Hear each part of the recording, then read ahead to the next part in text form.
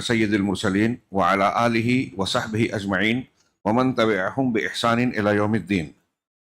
اعوذ باللہ من الشیطان الرجیم، بسم اللہ الرحمن الرحیم۔ الف لام میم، اللہ لا الہ الا هو الحی القیوم، نزل علیک الکتاب بالحق مصدقا لما بین یدیہ وانزل التوراۃ والانجیل۔ محترم حاضرین، سورہ آل عمران 200 آیتوں پر مشتمل مدنی صورتوں میں سے ایک صورت، قرآن کی دوسری سب سے طویل سورہ مبارکہ۔ یہ بھی سورہ بقرہ کی طرح ظلمات، گمراہیوں سے نکال کر انسان کو ہدایت کی روشنی دکھانے والی ہے، اسی لیے اس کا بھی سورہ بقرہ کے ساتھ ساتھ ایک نام زہرا ہے۔ اللہ کے نبی صلی اللہ علیہ وسلم نے دونوں کو ملا کر الزہراوین کہا ہے، تو سورہ بقرہ بھی زہرا ہے اور سورہ آل عمران بھی زہرا ہے۔ اس کا ایک نام الزہرا ہے اور دوسرا مشہور نام، جیسا کہ میں کہہ رہا ہوں، آل عمران۔ آل عمران یعنی عمران کا خانوادہ۔ اس سورہ مبارکہ میں اللہ رب العالمین نے حضرت آدم، حضرت ابراہیم اور آل عمران کا خصوصی ذکر کیا ہے۔ یہ ایک مبارک گھر تھا۔ آدم، نوح، آل ابراہیم اور آل عمران کا تذکرہ کیا۔ عمران تاریخ میں، انبیاء کرام علیہم السلام کی تاریخ میں دو لوگوں کا مشہور نام ہے۔ ایک حضرت موسیٰ اور ہارون علیہم السلام، دو پیغمبر ہیں، نبی ہیں، ان کے والد کا نام بھی عمران تھا، اور ایک حضرت مریم علیہ السلام کے والد عمران، اور یہاں اس سورہ مبارکہ میں انہی عمران کا اور ان کے خانوادے کا ذکر ہے۔ اللہ رب العالمین نے اس خاندان کو، اس خاندان کے بعض افراد کو منتخب کر لیا، جیسا کہ خود اس سورہ مبارکہ میں تذکرہ ہے کہ ان اللہ اصطفیٰ، اللہ نے چن لیا۔ پھر اس میں عمران کی بیٹی حضرت مریم علیہ السلام ہے، ان کو بھی چن لینے کا ذکر قرآن مجید میں فرشتوں کی زبانی نقل کیا ہے۔ اور پھر حضرت مریم علیہ السلام کے بیٹے حضرت عیسیٰ علیہ السلام، جنہیں مسیح بھی کہا جاتا ہے، اور یہ بغیر باپ کے اللہ کے معجزانہ انداز میں بغیر باپ کے پیدا کیے گئے۔ چنانچہ حضرت عیسیٰ علیہ السلام کے خانوادے کا تذکرہ ہے اس سورہ مبارکہ میں، اس لیے اس کا ایک نام سورہ آل عمران ہے۔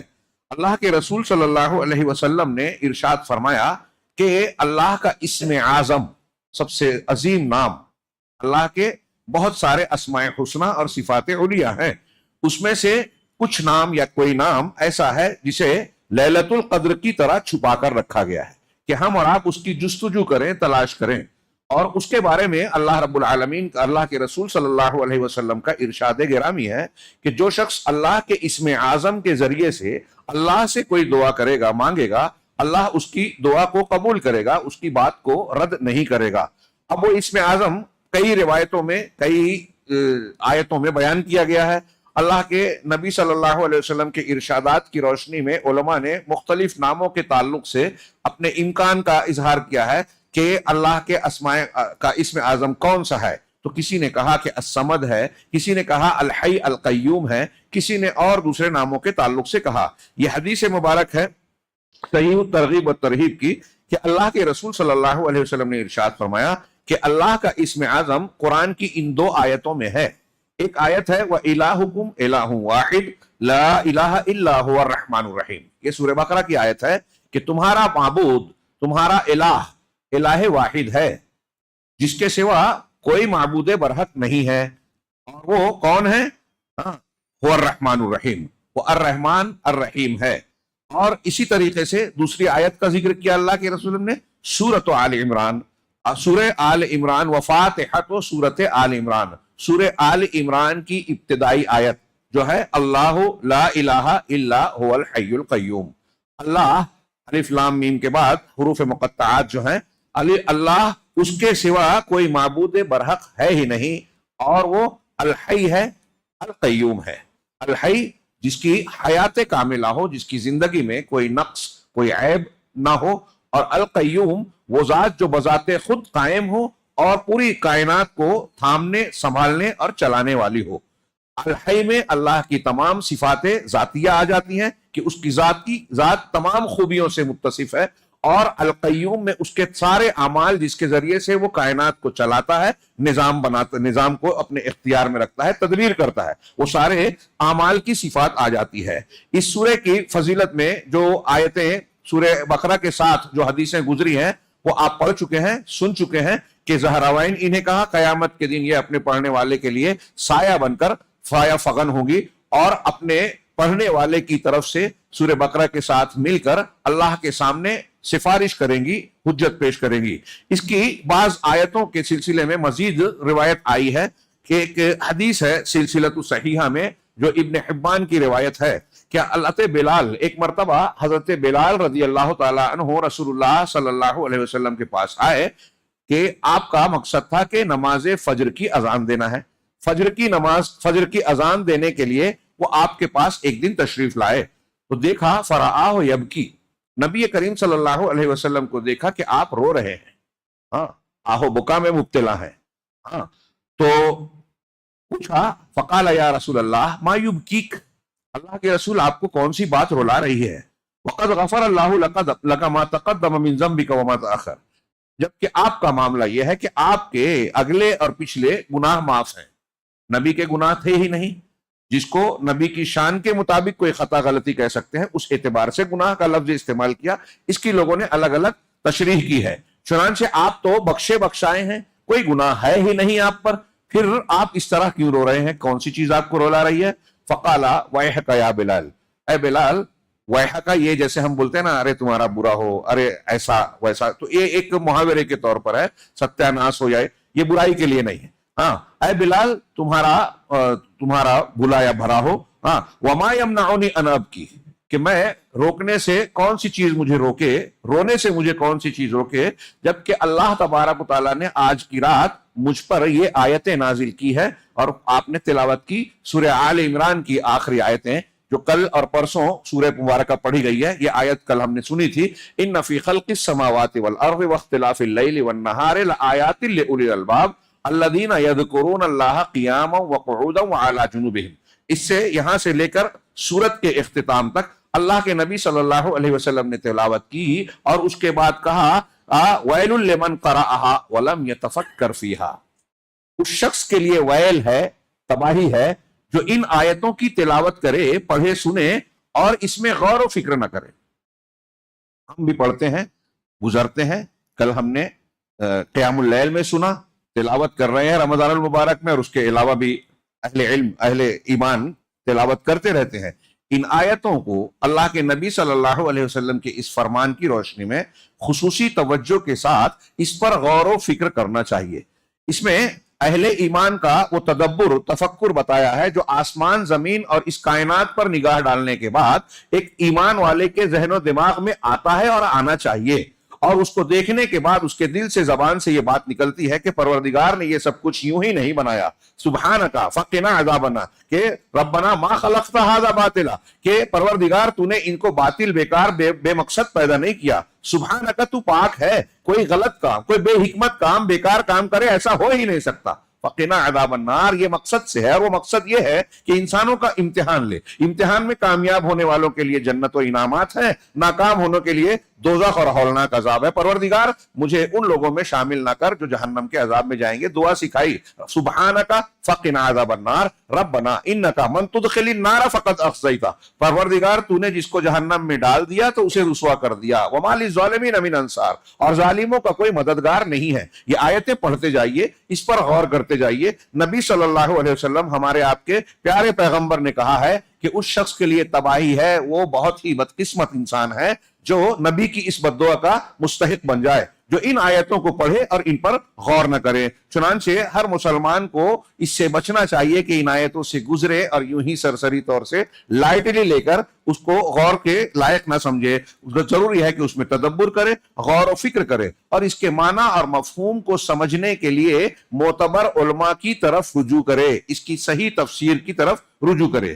اس سورہ مبارکہ کے ابتدائی آیتوں میں اللہ رب العالمین نے ایک بڑی پیاری دعا سکھائی، ربنا لا تزغ قلوبنا بعد اذ ہدیتنا وہب لنا من لدنک رحمہ انک انت الوہاب۔ بڑی شاندار، جاندار اور بہت ضروری دعا ہے جیسے میں نے بتایا اس سے پہلے اللہ علماء کے اقوال کہ اہدنا الصراط المستقیم سورہ فاتحہ کی جو دعا ہے وہ ہمارے لیے سب سے مفید، سب سے ضروری، سب سے اہم دعا ہے.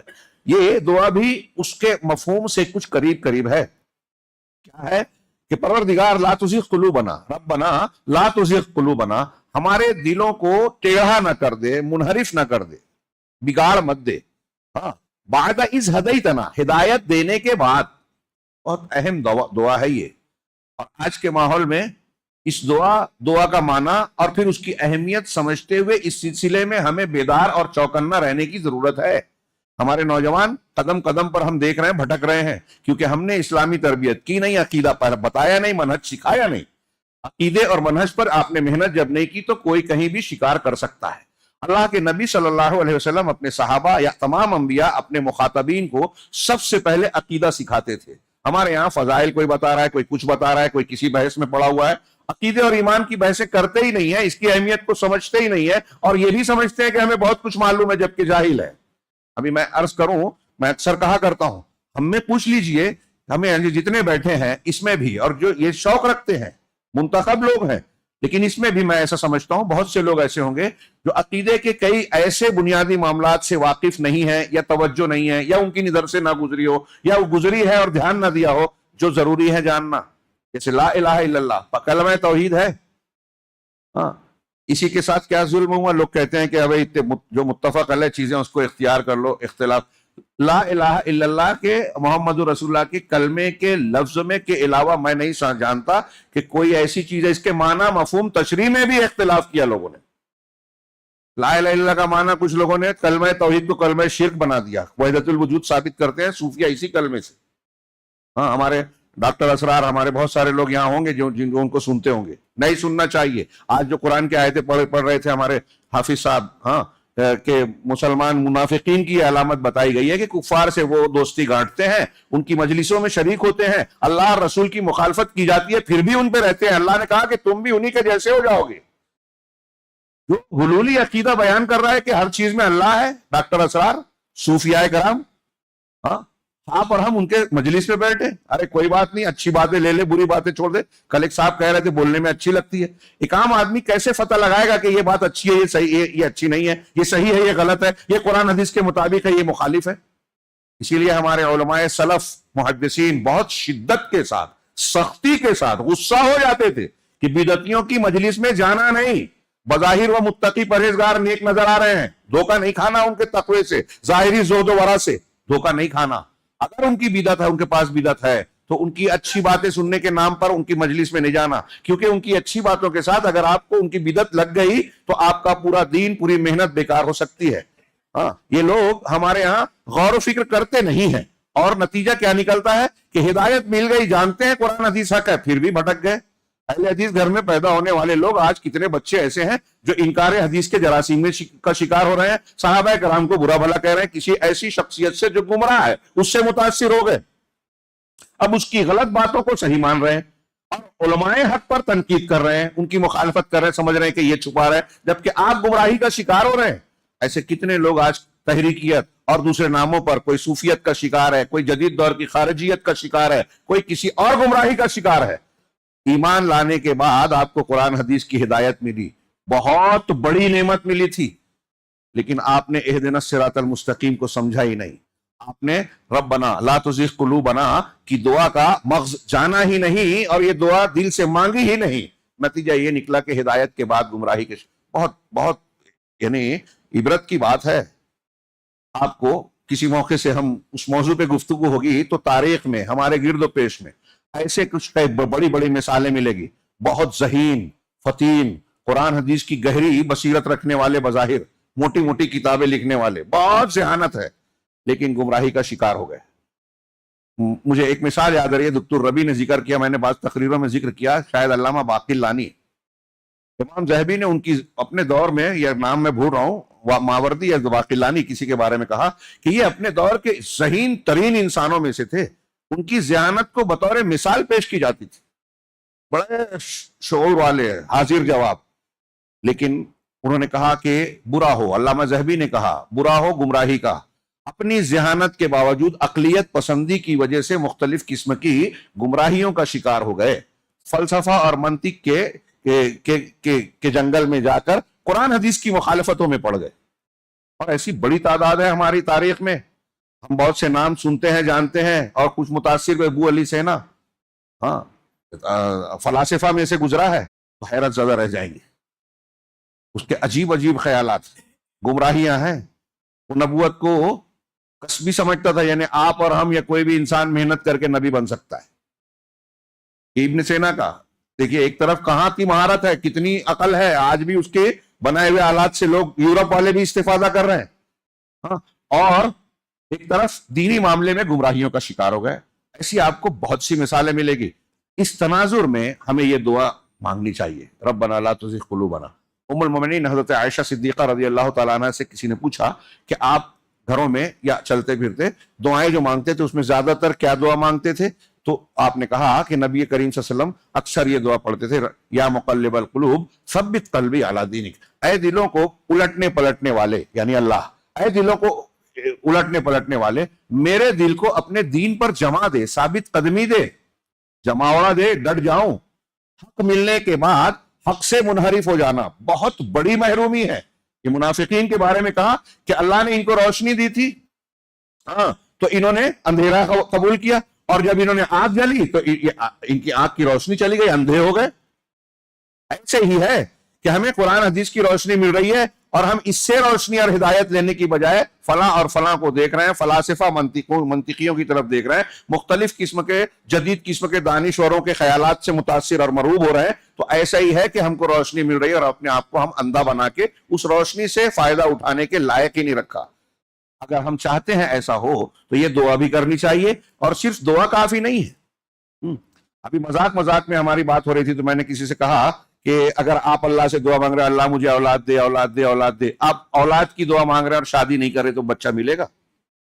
اللہ مجھے روزی دے، روزی دے، روزی دے، اور روزی کمانے کی کوشش نہ کریں، تو دعا کے ساتھ کوشش اور عمل بھی ہے۔ میں ابھی اس موضوع پہ جاؤں تو بات لمبی ہو جائے گی، تو اس دعا سے ہم کو سبق بھی ملتا ہے، اور ایک مومن نہ صرف عمل کر کے اپنے آپ پر بھروسہ کرتا ہے کہ میں تو بہت قابل ہوں، میں نے محنت کی کما لوں گا، نہیں، اپنی محنت کرے اور اللہ سے استعانت کرے، دونوں چیزیں ساتھ ہونا چاہیے۔ صرف دعا کافی نہیں ہے کہ آپ محنت نہ کریں، صرف محنت کافی نہیں ہے کہ اللہ سے مدد نہ مانگیں، دونوں چیزیں ساتھ ہونی چاہیے۔ اب یہاں اللہ تعالیٰ نے اس سورہ مبارکہ کے آغاز میں ابتدائی آیتوں میں یہ عظیم الشان دعا سکھائی، ربنا لا تزغ قلوبنا بعد اذ ہدیتنا، پروردگار ہمیں ہدایت دینے کے بعد ہمارے دلوں کو ٹیڑھا مت کر دے، اور وہب لنا من لدنک رحمہ، اور اپنے پاس سے ہمیں رحمت عطا فرما، انک انت الوہاب۔ رحمت بہت عام ہے، ہر خوبی، ہر خیر اس میں آ جاتی ہے، اس میں نبوت بھی آتی ہے، لیکن نبوت کا سلسلہ ختم ہو گیا، تو آپ رحمت مانگ رہے ہیں، اللہ نے خود یہ دعا سکھائی ہے۔ قرآن حدیث کی دعائیں بڑی جامع ہیں، فجر میں بھی میرے دروس چل رہے ہیں تو اس میں نے دعاؤں کے موضوع پہ بتایا کہ اللہ اور رسول کی دعاؤں سے بہتر دعا ہمارے لیے مناسب اور بہتر اور مفید کوئی دعا ہو ہی نہیں سکتی، لہذا اس کا التزام کرنا چاہیے۔ تو اس میں بھی دعا قرآن کی بتائی کہ وَهَبْ لَنَا مِن لَّدُنْكَ رَحْمَةً، اور پروردگار اپنے پاس سے مجھے رحمت عطا فرما، اِنَّكَ أَنْتَ الْوَهَّابُ، یقیناً تو بہت عطا کرنے والا ہے، بخشنے والا ہے، بخشنے میں دینے والا، واہب دینا، تو دینے والا، نوازش کرنے والا ہے۔ یہ شروع میں دعا سکھائی گئی، اور یہ دعا بھی دین پر ثابت قدم رہنے کے اسباب میں سے ایک قوی سبب ہے کہ ہم دل سے اللہ سے مانگیں۔ اب آپ دیکھیے کہ سورہ کے آخر میں بھی اللہ رب العالمین نے آخری آیت میں کیا کہا، یا ایھا الذین آمنوا اصبروا وصابروا ورابطوا، صحیح ہے، واتقوا اللہ لعلکم تفلحون، کہ اے ایمان والو اصبروا، جم جاؤ، صبر کرو یعنی جم جاؤ، ثابت قدم رہو، وصابروا، اور ایک دوسرے کو تھامے رہو، مدد اور معاونت کرو اس صبر میں، ڈٹنے میں دین پر، ورابطوا، اور کمر کسے رہو، اللہ کے راستے میں مقابلہ کرنے کے لیے، جہاد کرنے کے لیے تیار رہو، رابطو، رباط کہتے ہیں، اور واتقوا اللہ، اور اللہ سے ڈرتے رہو، لعلکم تفلحون، تاکہ تم مقصد میں کامیاب ہو جاؤ، فلاح پا جاؤ۔ آخر میں یہ کہا، شروع میں یہ دعا سکھائی، اسی لیے آپ دیکھیں گے کہ اس سورے کا مرکزی مضمون جو ہے، یعنی پورا جو محور گزرتا ہے وہ اس مضمون پر مشتمل ہے، یا اس کا حاصل یہ ہے کہ ایک مومن بندہ اس سورہ کے اسباق اور دروس کو اگر حاصل کرتا ہے تو اس کے اندر دین پر ثابت قدمی اور جماؤ آئے گا، اور یہ ہمارے لیے بہت ضروری ہے۔ ثابت قدمی اور جماؤ، اس کا اندازہ آپ ہمارے اپنے حالات سے لگائیں۔ کبھی کبھی ہم قرآن حدیث پڑھتے ہیں، کچھ واقعات سنتے ہیں تو دل میں کبھی تلاوت سنی قرآن کی، اس کا اثر ہوا، آنکھوں سے آنسو آئے، دل پر تاثیر محسوس ہوئی، خضوع آیا، لیکن گھنٹے 2 گھنٹے کے بعد یا 1 دن 2 دن کے بعد وہ تاثیر ختم ہو گئی۔ مسجد سے نکلے یا رمضان سے باہر ہوئے تو ہم بھی شیاطین کی طرح آزاد ہو گئے۔ یہ مستقل مزاجی اور ثابت قدمی کے خلاف ہے، اور انسانی زندگی میں یہ نشیب و فراز فطری بھی ہے۔ تھوڑا موڑا ہوتا ہے اور آدمی اپنے آپ کو سنبھال لیتا ہے تو بہت اچھی بات ہے، لیکن دین سے جو برگشتہ ہو جائے، عقیدے سے جو ہٹ جائے، منہج سے منحرف ہو جائے، یہ بہت بڑی محرومی ہے۔ اس سے بڑا نقصان کوئی ہے ہی نہیں۔ لکھ لیجئے کہ آپ کا گھر برباد ہو جائے، آپ کی زندگی کی پوری کمائی تباہ ہو جائے، بہت افسوس ہوگا نقصان کا کہ ہمیں بہت دکھ ہو رہا ہے، جو کچھ میں نے کمایا تھا سب چلا گیا، اجڑ گیا۔ آپ کے بچے کا انتقال ہو جائے، والد صاحب گزر جائیں، فلاں نقصان ہو گیا، بیماری آ گئی، سب نقصان۔ لیکن یہ سارے نقصان بہت بہت بہت ہلکے ہیں اس نقصان سے کہ آپ کی توحید بگڑ جائے، آپ کا منہج خراب ہو جائے، آپ کے اندر شرک اور بدعت کی خوشبو اور تاثیر آ جائے۔ یہ نقصان آپ کے گھر اور تمام جمع پونجی کے تباہ ہو جانے کے نقصان سے بہت بڑا نقصان ہے۔ اس کو اچھی طریقے سے سمجھیں، جس کو بہت سے لوگ ہلکا سمجھتے ہیں۔ اس سورہ مبارکہ کو ہمارے سامنے جو کتاب ہے، انہوں نے کہا کہ پوری سورہ کو ہم 2 حصوں میں تقسیم کر سکتے ہیں، 2 قسم میں۔ پہلی قسم آیت نمبر 1 سے 120 تک ہے، جو اس میں خارجی افکار، مسلمانوں اور اسلام کے خلاف جو خارج سے حملے ہوتے ہیں، ان کے افکار آتے ہیں، ہم کو شکوک و شبہات میں مبتلا کرنے کی کوشش کرتے ہیں، دین سے ہٹانے اور بھٹکانے کی کوشش کرتے ہیں، ان افکار کے مقابلے میں ہم کو کیسے ثابت قدم رہنا چاہیے اور ان کا مقابلہ کیسے کرنا چاہیے، اس کا ذکر کیا گیا۔ اور اس میں نبی کریم صلی اللہ علیہ وسلم کا عیسائیوں اور نجران کے جو نصارہ آئے تھے آپ سے مناظرے کے لیے، بحث و مباحثے کے لیے، اس کے درمیان بھی گفتگو کو کس طریقے سے بات چیت آپ نے کی، حوار کیا، اس شکل میں بھی ہم کو ایک نقشہ سامنے آتا ہے، اور اس سے متعلق مختلف امور ان آیتوں میں 1 سے 120 تک۔ دوسرا حصہ آیت نمبر 121 سے لے کر 200 تک، اس میں داخلی طور پر ہمارے اندرونی معاملات میں منافقین ہیں، مخالفین ہیں، اب آج بدعتی ہیں، الگ الگ افکار والے لوگ ہیں، الگ الگ سوجھ بوجھ اور سمجھ والے لوگ ہیں، جو ہمارے دین کے سلسلے میں ہمیں امتحان میں مبتلا کرتے ہیں، آزمائش و ابتلا میں ڈالتے ہیں۔ تو داخلی طور پر مختلف قسم کے فتنے جو اٹھتے ہیں، اس میں اپنے آپ کو کیسے ثابت قدم رکھا جائے، غزوہ احد کے واقعات کے تناظر میں اللہ رب العالمین نے یہ چیزیں بیان کی ہیں۔ غزوہ احد میں مقابلہ تو کفار مکہ سے تھا، جنگ کی حالت میں، لیکن مسلمانوں کی صفوں میں منافقین بھی تھے، مخالفین بھی تھے، جھوٹی اور غلط خبریں پھیلانے والے بھی تھے، اور کہیں کہیں مسلمانوں میں بھی ان حالات سے متاثر ہو کر ان کا کچھ ساتھ دینے والے لوگوں کی شکل میں بھی بعض کردار تھے۔ تو ان واقعات اور ان پر مرتب ہونے والے اثرات کی روشنی میں داخلی طور سے پیدا ہونے والے مسائل سے ہم کیسے نپٹیں اور اپنے دین کی حفاظت کریں، اس کی تعلیم ان آیتوں میں آپ کو ملے گی۔ پہلی قسم کے تناظر میں یہ باتیں کہی، القسم الاول، کہ وفد نجران کا وفد اللہ کے نجران کے نصارہ کا وفد اللہ کے رسول صلی اللہ علیہ وسلم کے پاس آیا، جو مسجد نبوی میں آپ سے بحث و مباحثہ کر رہے تھے۔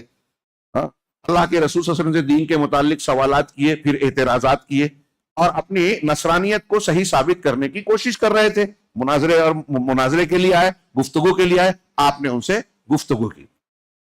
میں نے پھر سے ایک چیز اور یاد دلا دوں، ہم نے سورہ فاتحہ میں دعا کی تھی غیر المغضوب علیہم ولا الضالین، اللہ کی سکھائی ہوئی۔ تو مغضوب علیہم یہود تھے، ان یہود کا کچھ تفصیلی تذکرہ، ان کی گمراہیاں، انحرافات سورہ بقرہ میں بیان کی گئی۔ اب اس کے بعد سورہ آل عمران ہے، تو اس میں الضالین کی حیثیت سے نصارہ کی بے راہ رویاں، انحرافات اور جہالت کی بنیاد پہ انہوں نے جو گمراہیاں اختیار کی، اس کا تذکرہ ہے۔ چنانچہ اس حوار میں مسلمانوں اور نصارہ کے درمیان ایک قسم کا نقاش، اور ہم ان سے کیسے گفتگو کریں، کیا دلیلیں ان کے سامنے پیش کریں، جو ان کی گمراہیاں ہیں اس کو کیسے ثابت کریں کہ یہ تم منحرف ہو گئے، حضرت عیسیٰ علیہ السلام کے لائے ہوئے دین پر بھی تم قائم نہیں رہے، بھٹک گئے ہو۔ یہ بیان کرنے کے لیے اس میں کافی کچھ مواد اللہ رب العالمین نے بیان کیا، بلکہ اگر کوئی غور سے پڑھے تو یہ کافی ہے۔ سب سے پہلے آپ دیکھیں کہ ان حوار میں اللہ تبارک و تعالیٰ نے مخالفین سے بحث کرنے، مناظرہ کرنے، ہمارے یہاں جو نوجوان آج کل اس شوق میں رہتے ہیں کہ ہم لوگوں سے گفتگو کریں اور قرآن پڑھے بغیر، توحید کی مضبوطی کے بغیر، یا اسلامی عقیدے اور اس کے اصول کو جانے بغیر، اس کے اصول اور اس کو جانے بغیر دوسروں کی باتیں پیش کرنے لگتے ہیں. میں ابھی کہہ رہا تھا، بات میری ادھوری رہ گئی تھی، شاید کٹ گئی، دوسری طرف چلا گیا، کہ میں کہہ رہا تھا کہ بہت سارے عقیدے کے احکامات ہمیں نہیں معلوم. توحید کی شرائط پوچھ لیجئے، لا الہ الا اللہ، معنی و مفہوم بگڑا ہوا ہے لوگوں کے نزدیک، تشریحات الگ الگ ہے. آپ بہت سارے اہل حدیثوں سے پوچھئے کہ توحید کی شرطیں کیا ہے، لا الہ الا اللہ کے اللہ کے یہاں مقبول ہونے کی شرطیں کیا ہیں. 7 یا 8 شرطیں ہیں. علم ہو، یقین ہو، صدق ہو، انقیاد ہو، محبت ہو، اخلاص ہو. یہ شرطیں ضروری ہے، اس کے بغیر لا الہ الا اللہ اللہ کے یہاں قبول نہیں ہوگا. اور ان سب کی دلیلیں ہیں، ہمارے بہت سے لوگ نہیں جانتے. سعودی عرب میں اہتمام ہوتا ہے، جیسے یہ ہمارا درس چل رہا ہے، سال بھر ان کے یہاں علماء کو مقرر کر کے عقیدے منہج کی کتابیں ضرور پڑھاتے ہیں، منہج مسئلے مسائل بھی بتاتے ہیں، لیکن زور اس پر ہوتا ہے. اس لیے آپ وہاں بہت کم سنیں گے کہ کوئی شخص کھڑا ہوا تقریر درس دے رہا ہے، اس کو 3-4 لوگوں نے سبسکرائب یا لائک کر لیا تو وہاں کا نوجوان متاثر ہو کے اس کے پیچھے بھاگنے لگا آنکھ بند کر کے اور علماء کے خلاف بولنے لگا. وہاں ایسا نہیں ہوتا کیونکہ ان کے یہاں مسجد تربیت گاہ ہے، درس دیا جاتا ہے اور اس میں عقیدہ سکھایا جاتا ہے. تو یہاں بھی آپ دیکھیے ایک بہت اہم نقطہ انہوں نے بیان کیا جو قابل ملاحظہ ہے، دھیان دینے کے لائق ہے، کہ آپ اگر کسی سے گفتگو کرنے جا رہے ہیں، دعوت دینے جا رہے ہیں، مخالفین سے بات کرنے جا رہے ہیں، منکر حدیث ہے یا کوئی اور ہے بگڑا ہوا جس کی تقریر آپ کو اچھی لگ رہی ہے اگرچہ وہ گمراہ ہے، تو اس کی بات سننے اور سننے اور اس کے درس میں بیٹھنے سے پہلے تو بیٹھنا نہیں چاہیے. اور اگر آپ اہل علم ہیں تو غور کرنا چاہیے. اب جیسے ہمارے یہاں کچھ لوگ پوچھتے ہیں آگے کہ بھائی جماعت میں نکلنا کہ نہیں نکلنا. سعودی عرب کے علماء سے فتویٰ پوچھا گیا تو تحریری لجنہ دائمہ کا ایک فتویٰ ہے، وہ کہتے ہیں کہ ان لوگوں میں عقیدے کی خرابی ہے. ایک نو مسلم امریکہ کا اس نے سوال کیا تھا، اور اس نے اس لیے سوال کیا تھا کہ میں مسلمان ہونے کے بعد تبلیغی جماعت کے ساتھ رشیا کے دورے پہ گیا اور وہاں میں نے کئی ایسی مسجدوں میں ہم نے قیام کیا جہاں قبریں تھیں اور ہم نے اس میں نماز پڑھی. اب امریکہ میں مجھ سے ایک مسلمان سے بات چیت ہو رہی تھی، جب میں نے اس سے اس کا ذکر کیا تو اس نے کہا کہ آپ نے ان مسجدوں میں جس میں نماز پڑھی اور اس میں قبریں تھیں تو آپ کی وہ نماز ہوئی ہی نہیں، لہٰذا آپ کو وہ نمازیں دہرانی چاہیے. تو کہا میں اس سے بہت شاکڈ ہوا، چونکا، اور میں نے اس سے بحث کی کہ بھائی آپ ایسی بات کہہ رہے ہیں تو وہ تبلیغی جماعت والے بھی تو یہی اسلام پڑھتے پڑھاتے ہیں، ان کو کیا یہ بات معلوم نہیں ہے؟ وہ معلوم نہیں اور ہونا نہیں ہونا ایک الگ بات ہے، اس پر ایک گفتگو کی ہے. لیکن اللہ کے رسول صلی اللہ علیہ وسلم نے کی حدیثوں کے مطابق نماز نہیں ہوگی. تو انہوں نے خط لکھ کر سعودی کے علماء سے لجنہ سے سوال کیا. تو انہوں نے 2 سوال کیا کہ ایک تو ان کے ساتھ جانا کیسا ہے، دوسرا وہ مسجدوں میں نماز کا معاملہ کیا ہے. تو انہوں نے کہا کہ جہاں تک ان مسجدوں میں ان کے ساتھ جانے کی بات ہے تو چونکہ وہ عقیدہ نہیں جانتے، اس لیے ایسے آدمی کو جو اسلامی عقیدہ نہیں جانتا، ان کے اور اس کی تفصیلات سے واقف نہیں ہے، انہیں ان کے ساتھ جانے سے گریز کرنا چاہیے، اس لیے کہ ان کے ساتھ رہنے سے غلط اسلام سیکھ لے گا، ایک بدعت والا غیر منہجی طریقہ سیکھ لے گا. اور اس میں وہ لوگ جائیں جو ان کے درمیان جا کے ان کو صحیح عقیدہ اور صحیح دین و منہج سکھا سکیں. اہل علم کو جانا چاہیے. آپ اگر پختہ ہیں تو جائیں.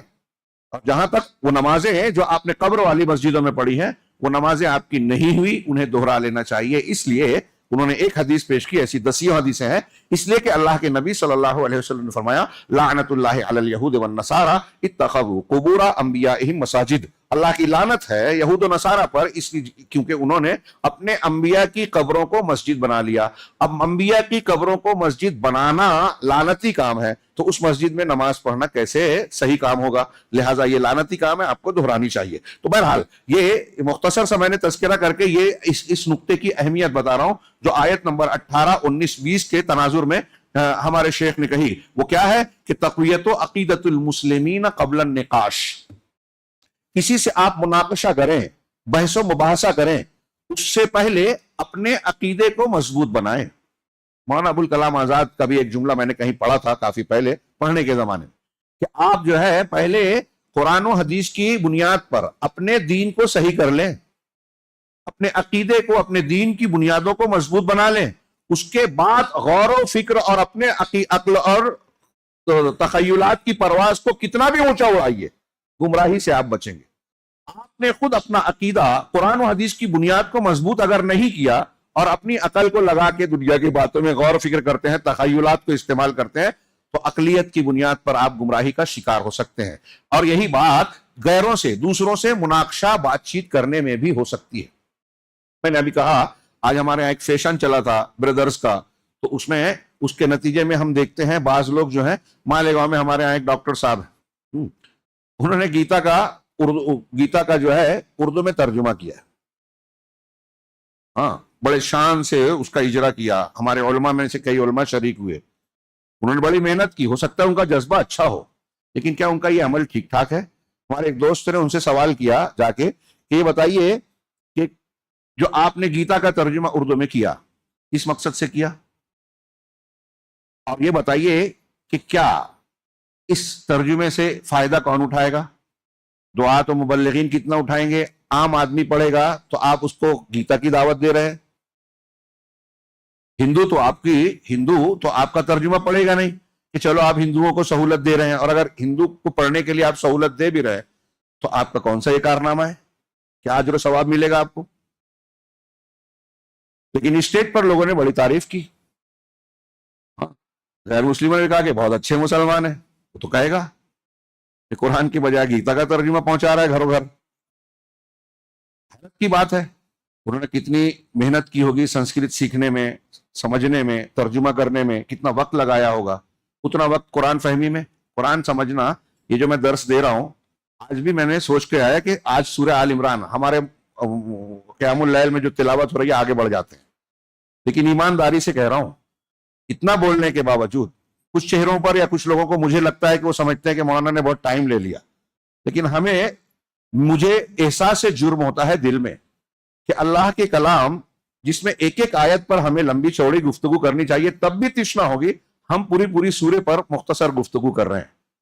واللہ مجھے اس کا احساس ہوتا ہے کہ کہیں ہم گناہ تو نہیں کر رہے ہیں۔ ہاں، اور یہ بات میں اس لیے بھی دہرا رہا ہوں کہ آپ اور ہم یہاں موجود جتنے لوگ ہیں یہ صرف تسہیل تقریب کے لیے ہم مجلس میں قرآن کی باتیں کر رہے ہیں، مطلب پر نظر ڈال رہے ہیں، کوئی یہ نہ سمجھے کہ ہم پوری تفسیر سمجھ رہے ہیں۔ اس کی تفصیل کے لیے ہمیں وقت دینا ہوگا۔ ہمارے اساتذہ سلف میں بھی اور آج بھی میں نے دیکھا ہمارے دکتور ہیں، پی ایچ ڈی ہیں، انہوں نے کہا کہ میں نے کہا آپ لوگ بڑے عالم ہیں، اس طرح کچھ گفتگو کہا آپ عالم کہہ رہے ہیں، میں تو یہ سوچتا ہوں کہ قرآن کی ابھی بہت ساری باتیں ہمارے پاس سیکھنے کے لیے ٹائم ہی نہیں ہے، اور اب تک ہم نے جو کچھ پڑھا ہے مجھے لگتا ہے کہ بہت معمولی سا ہم جان پائے ہیں قرآن کو۔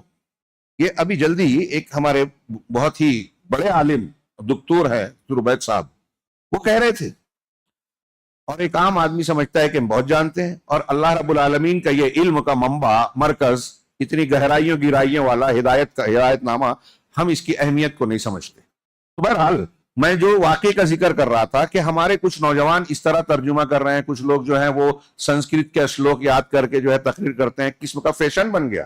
ہاں، اور کوئی اس طرح کی ترجمہ کرتا ہے تو لوگ اس میں خوب بھیڑ بھاڑ مچا دیتے ہیں، ہاں گویا قرآن سے زیادہ اہم اس کی ہے، یا یہ اہمیت ہے کہ اس نے یہ پڑھ لی تو غیر مسلم آپ کے مجلس میں آ جائے گا۔ اللہ کے نبی صلی اللہ علیہ وسلم دعوت کا کام کیسے کرتے تھے؟ یتلو علیہم آیاتی، قرآن کی آیتوں کی تلاوت کرتے تھے، ویزکیہم، ان کا تزکیہ کرتے تھے، ویعلمہم الکتاب والحکمہ، انہیں الکتاب اور الحکمہ سکھاتے تھے، توریت انجیل نہیں بتاتے تھے۔ حضرت عمر نے توریت کا ٹکڑا یا انجیل کا ٹکڑا پڑھتے ہوئے دیکھا، ہاں توریت کا، تو اللہ کے رسول صلی اللہ علیہ وسلم غصہ ہو گئے، یہاں پوری کتاب کا ترجمہ کر رہے ہیں لوگ۔ حیرت کی بات ہے، اللہ کے رسول غصہ ہو گئے کہ مصدر شریعت پر کوئی حرف نہ ہے۔ یہ ضرورت کی بات، اہل علم جب مناظرہ ہوگا، مقابلہ ہوگا، تو ہم ان کی ضرورت کے وقت ان کی کتابوں کے حوالے دیں گے۔ یہ علماء، مناظرین اور کہنا چاہیے اسپیشلائزیشن والوں کا کام ہے، کہ عام لوگوں کا کام نہیں ہے۔ اگر آپ دعوت دینا چاہتے ہیں تو آپ قرآن کی آیتوں کو سمجھیں، پڑھیں، علماء سے سبق لیں، حدیثوں پر محنت کریں، اور پھر اس کو لوگوں تک پہنچائیں۔ تو یہی انہوں نے کہا کہ مسلمانوں کو نقاش سے پہلے اس سورہ مبارکہ میں عیسائیوں سے گفتگو، مناظرہ، محاورے کا سلسلہ آگے شروع ہو رہا ہے، لیکن اس سے پہلے اللہ تبارک و تعالیٰ نے ابتدائی مضامین میں مسلمانوں کے عقیدے کو پختہ کرنے کی تعلیم دی۔ پہلی آیت نمبر 18، شہید اللہ انہ لا الہ الا ہو والملائکۃ واولو العلم قائما بالقسط، لا الہ الا هو العزیز الحکیم۔ ایک آیت ہے، اور میں سوچ رہا ہوں کہ کیسے میں گزر جاؤں. اس ایک آیت پر پورا گھنٹہ بولیں گے کم ہے. اللہ نے گواہی دی، شاہد اللہ، اللہ نے گواہی دی. کس بات کی گواہی دی؟ انہو لا الہ الا ہو، کہ اللہ کے سوا کوئی عبادت کے لائق ہے ہی نہیں. دنیا میں آپ کے نزدیک کوئی معتبر ہو، وہ کہے گواہی دے رہا ہوں میں، تو آپ اس کو قبول کریں گے کہ نہیں نہیں میں اس کو سچا مانتا ہوں. کوئی اور اونچا، کوئی اور بڑا، بڑے سے بڑا ہوتا جائے. کائنات کا پروردگار کہہ رہا ہے کہ اللہ نے گواہی دی. سب سے بڑی بات، لا الہ الا اللہ سے بڑھ کر دنیا میں کوئی کلمہ ہے ہی نہیں.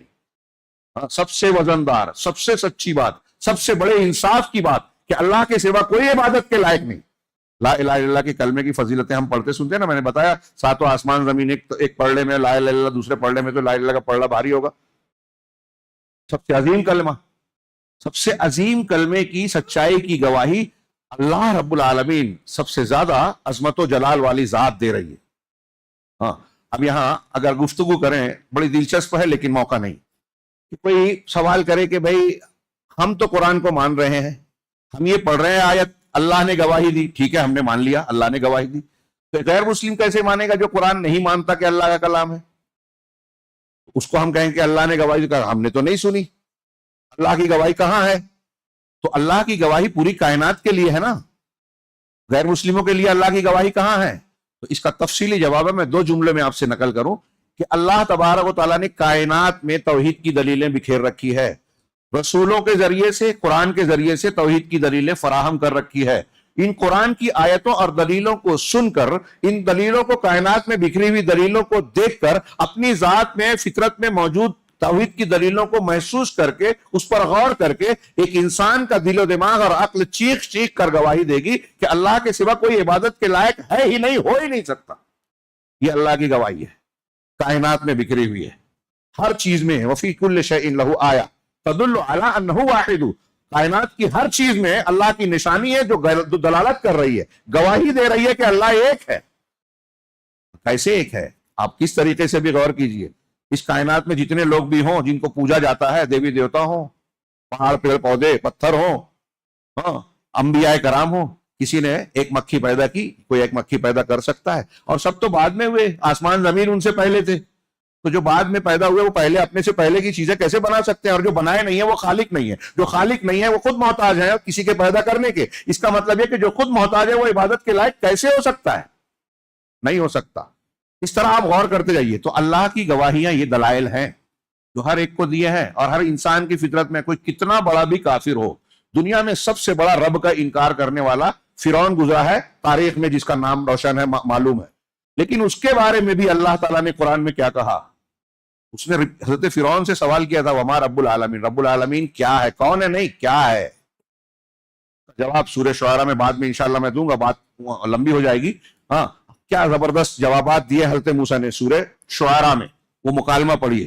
تو اس نے کہا کہ تو بظاہر وہ رب کا انکار کر رہا ہے، ہاں، لیکن اللہ رب العالمین نے اس کے بارے میں بھی قرآن میں کہا وَجَحَدُوا بِهَا وَاسْتَيْقَنَتْهَا أَنفُسُهُمْ ظُلْمًا وَعُلُوًّا، کہ ان آیتوں کا، نشانیوں کا فرعون نے انکار کیا، حالانکہ اس کے دلائل کی سچائی پر اس کے دل کو یقین تھا. وَاسْتَيْقَنَتْهَا أَنفُسُهُمْ، قرآن کہہ رہا ہے کہ ان کے دلوں کو اس پر یقین تھا، لیکن انکار کیوں کیا؟ ظلم وعلوا، ظلم اور برتری کے خواہش میں، اپنے تکبر کی بنیاد پر، ظلم کی بنیاد پر، اسی کی بنیاد پر لوگ حق کا انکار کرتے ہیں، ہٹ درمی کرتے ہیں. تو فرعون کے دل میں تھا، مانتا تھا. جب حضرت موسیٰ نے کہا کہ تیرا پروردگار تیرے باپ دادا کا، آسمان اور زمین کا پروردگار رب العالمین وہ ہے، تو فرعون بھی سمجھ رہا تھا کہ میں تو خود اپنے ماں باپ سے پیدا ہوا، میں نے اپنے آپ کو نہیں پیدا کیا، میرے ماں باپ کو میں نے پیدا نہیں کیا، جب میں تھا ہی نہیں تو ماں باپ کو پیدا کرنے والا کیسے ہو سکتا ہوں؟ آسمان اور زمین کو میں نے پیدا نہیں کیا، یہ فرعون بھی سمجھ رہا تھا، اور ہر کوئی سمجھتا ہے. تو انسان کی فطرت میں توحید ہے. کوئی کتنا بڑا بھی مشرک ہو، اگر آپ اس سے سوالات کریں گے تو اس کی فطرت شرک کی بنیاد پر، شرک کے اس بات میں کوئی دلیل پیش نہیں کر پائے گی، کوئی دلیل دے نہیں پائے گی. اللہ تعالیٰ کی گواہی یہ بھی ہے کہ میں اکثر کہا کرتا ہوں کہ شرک کے غلط ہونے کی ایک دلیل یہ بھی ہے، ایک بہت بڑی دلیل ہے، بہت بڑی دلیل، کہ اس کے صحیح ہونے کی ایک بھی دلیل نہیں ہے. توحید کی جتنی دنیا میں کائنات میں چیزیں، سب دلیلیں ہیں، بے شمار دلیلیں. مولانا آزاد کہتے تھے کہ موسیقی سے بھی توحید ثابت ہوتی ہے اللہ کی، زاغ و زغن کوے اور چیل سے بھی ثابت ہوتی ہے توحید۔ ما انزل اللہ بہا من سلطان، قرآن میں کئی جگہ کہا کہ اللہ نے شرک پر کوئی دلیل اتاری ہی نہیں۔ جو لوگ مانتے ہیں، جب آپ ان سے پوچھیں، اتنے لوگ کرتے ہیں، میرے باپ دادا کرتے ہیں، باپ دادا جو کر رہے ہیں ہم بھی، یہ دلیل نہیں ہے۔ آپ دیکھیں یہ بہت اہم بات ہے۔ تو بہرحال اللہ نے گواہی دی کہ اللہ کے سوا کوئی توحید کی دوائی اللہ نے دی، والملائکہ اور فرشتوں نے گواہی دی، وَأُولُو الْعِلْمِ اور اہل علم نے بھی۔ علامہ ابن قیم اس آیت کی تشریح کرتے ہوئے کہتے ہیں کہ اس سے دین کے جاننے والے، توحید کے جاننے والے علماء کا مقام معلوم ہوتا ہے اس قرآن کی آیت سے، کہ اللہ نے اپنی گواہی کے بعد فرشتوں کا ذکر کیا، اور فرشتوں کے بعد کائنات میں کسی کا ذکر کیا تو علماء کا ذکر کیا، جو توحید کی گواہی دیتے ہیں ان کا۔ اس سے پتہ چلا کہ توحید والے علماء فرشتوں کے بعد دنیا میں مخلوقات میں یہ اللہ کے ہاں سب سے زیادہ مقام اور مرتبے والے ہیں۔ علامہ ابن قیم کہتے ہیں کہ اگر ان کے مقابلے میں کوئی کسی کا درجہ اونچا ہوتا تو اللہ ان کا ذکر کرتا، اور ان علماء میں سب سے اعلیٰ درجے کے علماء انبیاء کرام ہیں۔ اور جس نبی اور پیغمبر نے توحید کے تقاضوں کو جتنا پورا کیا اس کا درجہ اتنا زیادہ۔ موسیٰ علیہ السلام تمام دیگر انبیاء سے اونچے، حضرت ابراہیم ان سے اونچے، سید المرسلین خاتم النبیین ان سے اونچے۔ جس نے توحید کے تقاضے کو جتنا مکمل کیا اس کا مقام اتنا اونچا۔ مومنین میں یہی معاملہ ہوگا۔ اب اس کے آگے کی بھی آیت ہے، دیکھیے، اور اللہ انصاف پر قائم رہتے ہوئے اللہ نے گواہی دی، لا الہ، دوبارہ جملہ کہا، اللہ کے سوا کوئی معبود نہیں، وَهُوَ الْعَزِيزُ الْحَكِيمُ، وہ غالب ہے۔ عزیز کے تین معنی ہیں، غالب جس کے فیصلے کو کوئی ٹال نہ سکے، عزت والا، حکیم حکمت والا ہے۔ غالب حکمت والا قوت والا ہے تو اس کا یہ مطلب نہیں کہ اس کا کوئی کام بغیر حکمت کے یوں ہی جوش جذبے میں غصے میں ہو جاتا ہے، وہ حکیم بھی ہے، کوئی کام اس کا بغیر حکمت کے ہوتا ہی نہیں ہے۔ اور پھر اگلی آیت میں کہا ان الدین عند اللہ الاسلام، یہ دھیان رکھو آگے بحث کرنے سے پہلے، دوسرے مذاہب پر بات کرنے سے پہلے، کہ اللہ کے نزدیک الاسلام ہی پسندیدہ دین ہے۔ ان الدین عند اللہ الاسلام، اپنا عقیدہ مضبوط اس پہ جم جاؤ پہلے، کامیابی اس کے ہٹو گے تو نہیں ملے گی۔ اپنے عقیدے کو مضبوط کرنے کے لیے کہا جا رہا ہے۔ اور الاسلام اللہ کے نزدیک پسندیدہ کون سا اسلام؟ آج کل ہمارے ہاں اسلام کے بھی بہت سے ایڈیشن ہیں۔ صوفیت والا ایک اسلام ہے، شیعت والا ایک اسلام ہے، تقلید والا ایک اسلام ہے، بلکہ اس میں بھی کئی ہیں، قبر پرستی والا ایک اسلام ہے، خارجیت والا، تحریکیت والا ایک اسلام ہے۔ وہ تنظیم نہیں ہے، صرف مسلک ہے۔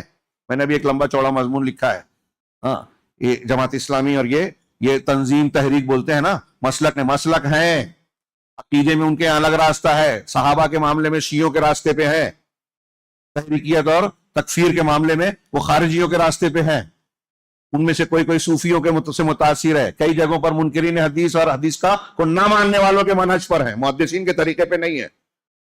تو ان سب چیزوں کو ماننے والا کوئی یہ کہے کہ میں حنفی ہوں، شافعی ہوں، اہل حدیث ہوں، غلط بات ہے۔ جو ان چیزوں کو مانتا ہے وہ اہل حدیث ہو ہی نہیں سکتا، وہ خالص حنفی مسلک والا ہو ہی نہیں سکتا۔ کہ میں ذمہ داری کے ساتھ کہہ رہا ہوں، اور طنز و تاریخ کے لیے نہیں کہہ رہا ہوں، سمجھانے کے لیے کہہ رہا ہوں کہ اپنے آپ کو دھوکے سے نکالیے۔ بہرحال یہ ایسے بہت سارے اسلام کے ایڈیشن ہیں، تو اللہ کے نزدیک سارا الاسلام پسندیدہ ہے، جتنے ایڈیشن جتنے شکلیں پائی جاتی ہیں نہیں، اللہ کے نزدیک الاسلام وہ مقبول ہے جو اللہ نے آسمان سے اتارا، اپنے نبی کو دیا، نبی نے صحابہ کو سکھایا اور کہا کہ جنت پہ جانے والا طبقہ وہی ہوگا جو میرے اور میرے صحابہ کے طریقے پہ ہوگا، میرے اور میرے صحابہ کا عقیدہ، میرے اور میرے صحابہ کی عبادات، میرے اور میرے صحابہ کا منہج اختیار کرے گا۔ اس سے ہٹنے والا، اس مسلک سے ہٹا ہوا ایک نیا فرقہ ہوگا، اور جو جتنا ہٹتا جائے گا وہ فرقہ بنتا جائے گا، اور ایسے 72 فرقے ہوں گے، سب جہنم میں جائیں گے، صرف اس راستے پہ چلنے والا جنت میں ہوگا۔ اور یہی الاسلام اللہ کا پسندیدہ دین ہے، وہی صراط مستقیم ہے جس کی ہم دعا مانگ رہے ہیں، اهدنا الصراط المستقیم۔ تو اللہ نے کہا اللہ کے نزدیک پسندیدہ دین اسلام ہے۔ وَمَا اخْتَلَفَ الَّذِينَ أُوتُوا الْكِتَابَ إِلَّا مِن بَعْدِ مَا جَاءَهُمُ الْعِلْمُ۔ اب یہاں دیکھیے کہ جیسے ہمارے یہاں اختلاف ہے، اللہ نے کہا کہ ان کا بھی دین الاسلام تھا، لیکن ان میں اختلاف، اہل کتاب میں اختلاف کیسے ہوا؟ علم کے آ جانے کے بعد، کتاب کے دیے جانے کے بعد، من بعد ما جاءہم العلم، ان کے پاس علم آ گیا تھا، اہل کتاب تھے، علم تھا، پھر بھی اختلاف کیا۔ کیوں کیا؟ بغیم بینہم، آپس میں ہٹ دھرمی، سرکشی کرتے ہوئے۔ سوچئے ہمارے لوگ بولتے ہیں کہ نہیں ان سب چیزوں کو چھیڑو مت، اللہ دیکھیے رد کر رہا ہے۔ اب یہی ترجمہ کر کے ہم تھوڑا سا وضاحت کر رہے تو کہہ رہے دیکھیں مولوی صاحب تفرقہ پھیلا رہے ہیں۔ آپ بتائیے، اللہ تعالیٰ اہل کتاب کے اختلافات کو کہہ رہا ہے کہ یہ حد درمی تھی اور علم تھا ان کے پاس، یعنی اس وقت کی کتاب. آج ہمارے پاس قرآن حدیث ہے تو اس کتاب اور حدیث کو مانے اگر تو اختلاف نہیں رہے گا. یعنی اختلاف کون سا؟ فرقہ بندی والا، تفریقے والا اختلاف نہیں رہے گا. اب اگر اختلاف تفریقے والا ہے تو اس کا مطلب یہ کہ وہ مسلمان جو نیا فرقہ بنا رہے ہیں، قرآن اور حدیث سے ہٹ کر کوئی نیا اصول اختیار کرتے ہیں، عقیدے میں، منہج میں، عبادات میں اگر الگ اصول بناتے ہیں تو وہ اس بغیم بینہم علم کے راستے سے ہٹے ہوئے ہیں.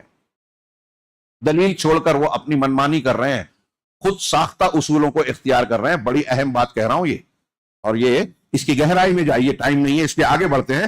ہاں، اللہ نے آگے فرمایا وَمَن يَكْفُرْ بِآيَاتِ اللَّهِ فَإِنَّ اللَّهَ سَرِيعُ الْحِسَابِ، اور جو اللہ کی آیتوں کا انکار کرے تو اللہ تیزی سے حساب لینے والا ہے.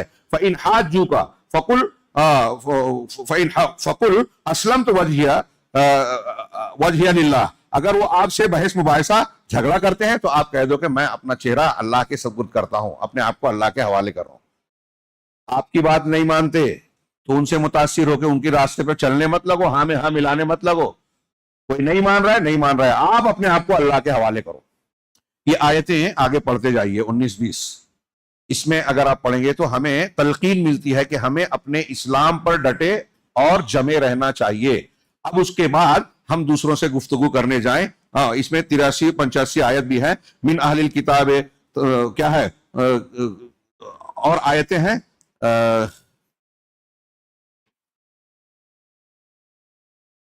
یا اہل الکتاب لما تکفرون بآیات اللہ، اور دوسری کئی آیتیں ہیں، میں نے لکھا ہے لیکن وہ گڑبڑ ہو گئی ہیں. بہرحال یہ سورہ آل عمران کی مختلف آیتیں، آیت نمبر 83 اور 85 بھی دیکھیے. اسی طرح اہل کتاب سے جب ہم گفتگو کرنے جا رہے ہیں تو اپنے دین کو پہلے ہم نے مضبوط کر لیا. اب ایجاد و نقاط اتفاق، دونوں کے درمیان متفقہ نقاط کا وجود دینا کہ آپ اور ہم کچھ اختلاف ہے تو ٹھیک ہے، آپ کے اور ہمارے درمیان کچھ اتفاق بھی ہے تو اس نقطۂ اتفاق پر گفتگو کی جائے، اس پر ہم جم جائیں. ٹھیک ہے، آپ بھی یہ مانتے ہو، میں بھی مانتا ہوں، تو اس پہ متفق ہو جائیں. ہمارے ہاں آج کل کچھ لوگ جو صلح کل کی بات کرتے ہیں، بدعت اور خرافات اور شرکیات کو شرک اور بدعت نہ کہنے کی تعلیم دیتے ہیں، وہ اس کا غلط مفہوم بیان کرتے ہیں. ڈاکٹر اسرار صاحب اور دوسرے کچھ لوگوں کو میں نے دیکھا، ڈاکٹر ذاکر نائک کے شاید خطاب میں تھا کہ اللہ تعالیٰ کہتا ہے اہل کتاب سے کہہ رہا ہے کہ اپنے درمیان مشترک نقطے پہ آ جاؤ، تو مسلمان کیوں نہ آئے؟ دیکھیے آیت میں کہا اللہ نے کل یا اہل الکتاب تعالوا الی کلمۃ سواء بیننا وبینکم الا نعبد الا اللہ ولا نشرک به شیئا ولا يتخذ بعضنا بعضا اربابا، کہ آپ اہل کتاب سے کہیے کہ آئیے آپ اور آپ کے اور ہمارے درمیان جو مشترک کلمہ ہے ہم اس پہ اکٹھا ہو جائیں. غور سے سمجھیے. دیکھیے دھوکہ دیتے ہیں لوگ، غلط مفہوم بیان کرتے ہیں یا غلط معنی لیتے ہیں. ہم ان کی نیت ہو سکتا ہے صحیح ہو لیکن ان کی تشریح صحیح بالکل نہیں ہے. جو یہ کہہ رہے ہیں کہ اس آیت سے یہ پتہ چلتا ہے کہ اہل کتاب کو جب ہم مشترک کلمے پر بلانے کی دعوت دے رہے ہیں تو اہل شرک اور کفر سے کیوں نہیں مصالحت کر سکتے ہیں؟ اس کی حدود ہے، ان کے شرک کی تائید ہم نہیں کر سکتے. ہاں، ان کا شرک بولیں گے. کیا اہل کتاب سے تعاون کے بعد کیا اللہ کے رسول صلی اللہ علیہ وسلم نے یہ کہا یا دین نے کی یہ تعلیم ہے کہ تم حضرت عیسیٰ کو اللہ کا بیٹا مانتے ہو، الہ مانتے ہو، تو یہ صحیح ہے، ہم اس پر کچھ نہیں بولیں گے؟